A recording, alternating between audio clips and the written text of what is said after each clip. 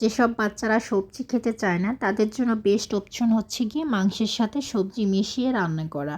Hello everyone, আসসালামু আলাইকুম। আশা করি ভালো আছেন, আমরাও ভালো আছি। এখানে বেশ কিছু পরিমাণে আমি মাংস নিয়েছি এবং এটাকে রান্না করব হচ্ছে পেঁপে তরকারি দিয়ে।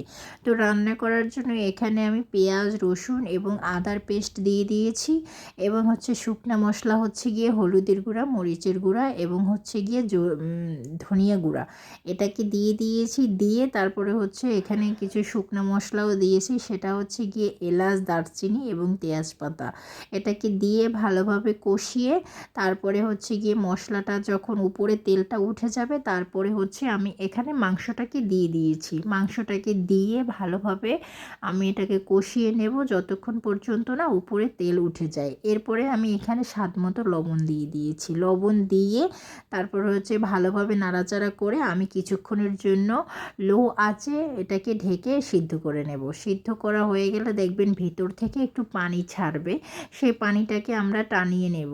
পানিটা টানানো হয়ে গেলে এখানে আমি ওই যে কেটে রাখা পেঁপে তরকারি সেটাকে আমি দিয়ে দেব। পেঁপে তরকারিটাকে দিয়ে ভালোভাবে নাড়াচাড়া করে তারপরে হচ্ছে গিয়ে আমি এটাকে একটু পরিমাণে কষানোর জন্য রেখে দেব। এখান থেকে কিছু পরিমাণে পানি ছাড়বে, তো এই জন্য আমি হালকা করে একটু কিছুক্ষণ সময়ের জন্য ঢাকনাটাকে দিয়ে ঢেকে রাখবো, কারণ ঢাকনাতে দিলে বেশি পরিমাণে পানি ছাড়তে সুবিধা হয়।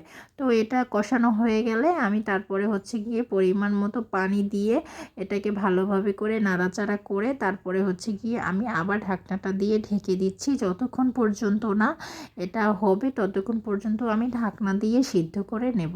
এরপরে হচ্ছে ঢাকনাটাকে তুলে নিয়ে আমি এখানে বেশ কিছু কাঁচামরিচ কেটে দিয়ে দেব।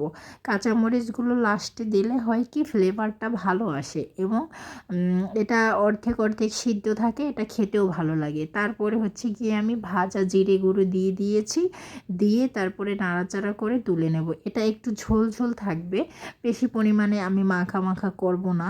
তো এটাকে দিয়ে আমি একটু ঢাকনা দিয়ে ঢেকে দেবো যাতে মরিচটা একটু পরিমাণে সিদ্ধ হয়।